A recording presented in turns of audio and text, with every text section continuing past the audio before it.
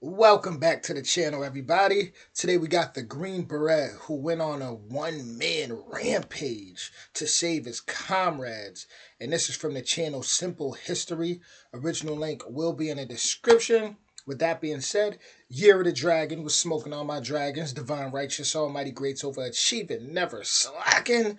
And let's look at this dragon energy right here, because it takes some serious drag energy to go on this type of one-man rampage. So here we go.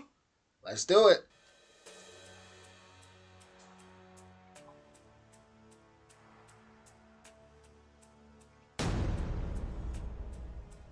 The Green Beret who went on a one-man rampage, Roy Benavidez, the Vietnam War. Roy Benavidez's life had been rough as a child. Both his parents had died. He was bullied by his classmates because of his mixed Yaqui Indian and Mexican heritage and had to leave school in 8th grade to help his family. At the age of 19, Benavidez joined the Army, serving in the Korean War in the Texas Army National Guard. He married Hilaria Lala Coy Benavidez in 1959 and completed airborne training, becoming assigned to the 82nd Airborne Division. In 1966, Sergeant Roy Benavidez was in hospital after stepping on a landmine. Doctors said he would never walk again. He had been sent to Vietnam in 1965 as an advisor for the ARVN troops there. Benavidez was carrying out a classified operation alone to gather evidence that the North Vietnamese troops were posing as Viet Cong. While he was on patrol along a narrow trail disguised as a Viet Cong guerrilla, he stepped on a landmine. Sometime later, a squad of Marines came across Benavidez. They initially thought it was a booby trap, but were surprised when they flipped him over and discovered the man in Viet Cong pajamas was Hispanic and wearing U.S. Army dog tags. He was soon evacuated to the hospital. Tonight, you've got the all-new Caesar's Palace online. This just started and it's already spicy. In hospital in the U.S. 2 months later, Benavidez had recovered and awoke. His memories came back to him. The doctor told him he would never walk again. His spine had been damaged and his brain had rattled in his skull. Nevertheless, Benavidez, sitting in his wheelchair, begged the doctors not to discharge him from the Army. The Army was his life. Determined, Benavidez got up from his bed night after night, dragging himself to the wall and putting weight on his legs. For weeks, he pushed through the pain, going further in distance than before, which surprised the doctors. 6 months later, with his wife Lala's support, Roy Benavidez walked out of the hospital. He was promised only a desk job at Fort Bragg, North Carolina, but determined and exercising every day, he trained vigorously and qualified for the Special Forces, also known as the Green Berets. He would be assigned to Detachment B-56, 5th Special Forces Group Airborne, 1st Special Forces. 6 hours in hell. Now it was 1968. Staff Sergeant Roy Benavidez, now with the code name Tango Mike Mike, was back in Vietnam and was off duty attending church, but his mind was fixed on the panicking radio chatter from the front lines. In Loc Ninh, Vietnam, near the Cambodian border, a 12-man Special Forces reconnaissance team, which included his close friends, Sergeant First Class Leroy Wright, Staff Sergeant Lloyd Frenchie Mousseau, Specialist 4 Brian O'Connor, and 9 Montagnard tribesmen who were part of the Civilian Irregular Defense Group Program, or CIDG, were surrounded by a battalion numbering 1,000 battle-hardened North Vietnamese soldiers. Everyone in the unit had been wounded or killed in earlier fighting, and 3 of the helicopters sent to rescue them had been unable to extract them due to heavy enemy fire. When the helicopters returned, they were riddled with bullets. One of them, the door gunner, Michael Craig, aged 19, had been hit several times and died in Benavidez's arms. There was no way Benavidez was going to leave his friends out in the jungle. Benavidez jumped onto a returning helicopter that was going back in, volunteering so quickly that he didn't have time to get his M16, so was only armed with a Bowie knife and medical supplies. Benavidez described it as going into autopilot. As he was approaching the extraction zone, Benavidez realized his fellow team members were too severely wounded to run the distance to the helicopter. There was so much enemy gunfire that the pilot, Larry McKibben, had to zigzag in an attempt to dodge it, but was nevertheless able to provide covering fire. Benavidez jumped out with a medical bag, ran through the jungle to the wounded men under heavy enemy fire, taking a shot to the leg, which he initially thought was a thorn bush. He found Musso first against a tree whose eyeball had been shot out and was hanging down his cheek, but was determined to keep shooting back.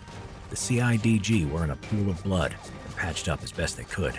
Benavidez dragged everyone into a defensible position to direct their fire at the enemy and provided morphine to the wounded. He then saw O'Connor and an interpreter CIDG who he motioned to move over to him, but the gunfire started again and they took cover. Another round then hit Benavidez in his thigh. On adrenaline, he popped the green smoke for McKibben in the rescue helicopter. Hold on, guys. Could you imagine that one guy still shooting with his eyeball coming out? What? Different. That's a different type of heart. Different type of bravery. To pick them up. While everyone who could move got into the chopper, he suppressed the tree line with an AK-47 he had picked up to cover O'Connor and the interpreter who crawled towards the helicopter. Now Benavidez was looking for the team leader, Sergeant First Class Leroy Wright, who had been killed and who also had intel on him that could not get into enemy hands. Benavidez found his body and proceeded to drag him to the chopper when he was shot again, this time in the stomach and hit in the back by shrapnel from a nearby grenade, knocking him out. When he awoke, Benavidez was forced to leave his dead friend's body. Disaster had also struck. The chopper had crashed to the ground from enemy fire. The pilot, McKibben, was dead. 5 of the men on board, including Musso, survived the crash, as did O'Connor and the interpreter who didn't get into the helicopter. Benavidez pulled them out of the wreckage, dispensed morphine, set up a perimeter around the crash site, and called in heavy air support from the F-100s above, which dropped napalm on the enemy position. When the jets ran out of fuel and had to leave, the enemy machine gun fire started again. Benavidez gave O'Connor a 3rd shot of morphine and took another bullet to the leg. Their position was surrounded by North Vietnamese soldiers. It looked hopeless. This is insane. Like, this is something out of a movie. I mean, salute to is it Benavidez? Woo. But a helicopter finally came to their rescue. Benavidez and the rescue team carried and dragged the wounded men onto the chopper, but the landing zone was still being fired upon by NVA troops, to the extent that 2 men were shot in the back as they crawled to it. Shrapnel wounds to his face from earlier caused Benavidez's vision to be blurred from the blood in his eyes. When he went to get Musso, an NVA soldier butted his rifle into Benavidez's head and jaw and slashed his arm with his bayonet. He shouted to O'Connor to shoot, but he was too drugged from morphine to react. Benavidez pulled out his Bowie knife and stabbed the NVA soldier till he was dead. He then dragged Musso to the helicopter and killed 2 more NVA with an AK-47 who were out of the helicopter's side gunner's arc of fire. And then he made one more trip to get the interpreter and destroy any classified material, with blood still obscuring his vision.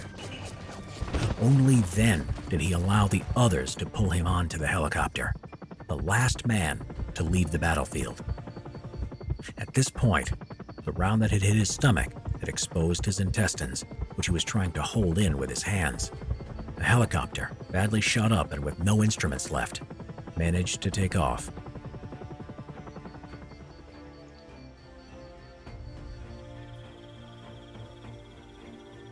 When they landed, the wounded were unloaded and examined one by one. It had turned out that Benavidez had even loaded 3 dead enemy soldiers into the helicopter in case they had classified materials. They were left to the side, as was Benavidez. He couldn't move or speak because of the broken jaw from the rifle butt. The blood over his eyes had glued them shut, and with 37 bayonet, bullet, and shrapnel wounds all over his body, he looked dead.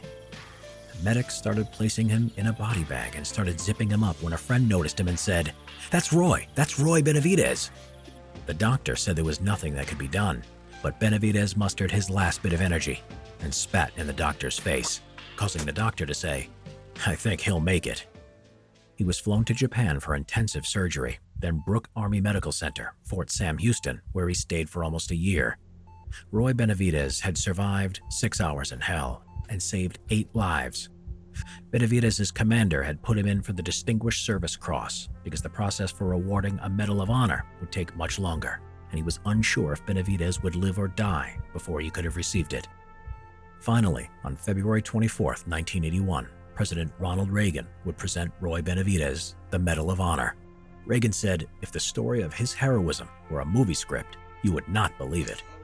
Benavidez said of his actions, The real heroes are the ones who gave their lives for their country. I don't like to be called a hero. I just did what I was trained to do.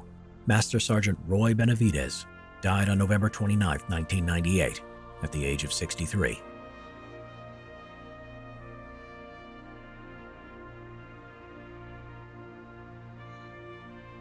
Subscribe for more Vietnam War history videos.